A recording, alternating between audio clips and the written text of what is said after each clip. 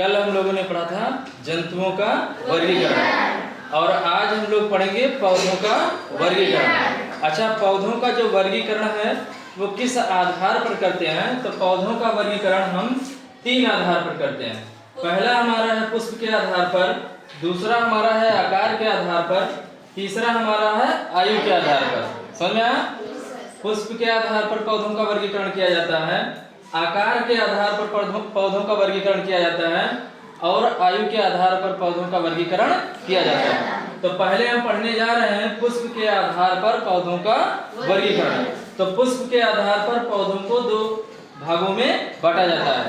पहला होता है हमारा पुष्पी पौधा और दूसरा हमारा होता है अपुष्पी पौधा। तो पहले हम पुष्पी पौधे के बारे में सीखते हैं। समझ में आया कि पुष्पी पौधा क्या होता है? तो पुष्पी पौधों पर पुष्प और फल लगते हैं, यानी ऐसे पौधे जिस पर फल भी लगता हो और फूल भी लगता हो। ऐसा पौधा जिस पे फल लगे और फूल लगे उसे हम पुष्पी पौधा कहते हैं। और ये पौधे जो होते हैं वो पूर्ण रूप से विकसित होते हैं, यानी ये पहले बीज में रहेगा, बीज से नन्हा पौधा बनेगा, नन्हा पौधा से बड़ा पौधा बनेगा। समझ में आया? इसका पूर्णतः विकास होता है। और इन पौधों में जड़ जो होता है, तना जो होता है, पत्तियां जो होती है वो सभी हमें दिखाई पड़ती हैं, स्पष्ट रूप से दिखाई पड़ती हैं। समझ में आ गया? जैसे मैं उदाहरण की बात करूं तो हमारा गुलाब हो गया, हमारा सरसों का पेड़ हो गया, हमारा सूरजमुखी हो गया, आम हो गया। अगर आप बात करिए, देखिए आम का पौधा हम लोग देखे होंगे, है ना? तो आम के पौधे में हमें पत्ती भी पता चल जाता है कि पत्ती क्या है, उसमें तना भी पता चल जाता है और फूल भी दिखाई देता है उसका, और हमें फल भी दिखाई देता है। जैसा मैंने यहाँ पर कुछ पौधों का चित्र बना दिया।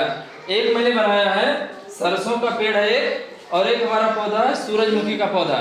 2 पौधों का चित्र हम यहाँ पर बनाए हुए हैं, ठीक है? अब जैसे इसमें देखिए सरसों का पौधा है मेरे पास, तो इसमें स्पष्ट है कि ये जो है ये इसकी जड़ है। सरसों के पौधों का ये क्या है? जड़ है। ये इसकी पत्ती हो गई, ये इसका तना हो गया और इसमें फल हो गया और यहाँ पे लग रहा है फूल, है ना? ये वाला देखिए आप, सूरजमुखी वाला पौधा देखिए आप। सूरजमुखी का पौधा जब आप देखेंगे तो इसमें ये हमें जड़ मिल रहा है, यहाँ पर जड़ हमें दिखाई देगा, यहाँ पर पत्तियां दिखाई देती हैं और यहाँ पर पुष्प लगा होता है और यहाँ पर है तना। समझ में आ गया? तो पुष्पी पौधे ऐसे पौधे होते हैं जिनमें फल और फूल दोनों लगते हैं, इनका विकास पूर्णतया होता है और इनमें जो जड़ होता है, पत्ती होती है, तना होते हैं, फल होते हैं, फूल होते हैं, ये सभी हमें स्पष्ट रूप से दिखाई देते हैं। यहाँ तक बात समझ में आ गई? अब हम लोग पढ़ेंगे किसके बारे में? अपुष्पी पौधों के बारे में। समझ में? हम लोग पढ़ने जा रहे हैं अपुष्पी पौधे के बारे में कि अपुष्पी पौधा हमारा क्या होता है। तो अपुष्पी पौधों पर पुष्प नहीं लगते हैं। बात समझ आई कि जो अपुष्पी पौधा होगा उस पर पुष्प नहीं लगेगा। समझ में आया?